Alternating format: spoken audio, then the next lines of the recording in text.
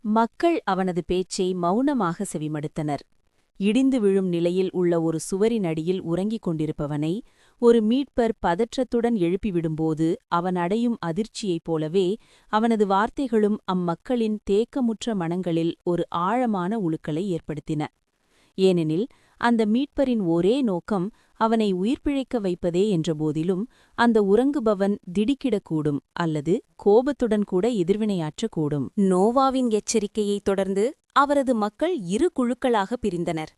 அவரது வார்த்தைகள் எளியோர், ஏழையோர் மற்றும் துயருற்றோரின் இதயங்களைத் தொட்டன. தனது கருணையின் மூலம் அவர் அவர்களின் காயங்களை ஆற்றினார்.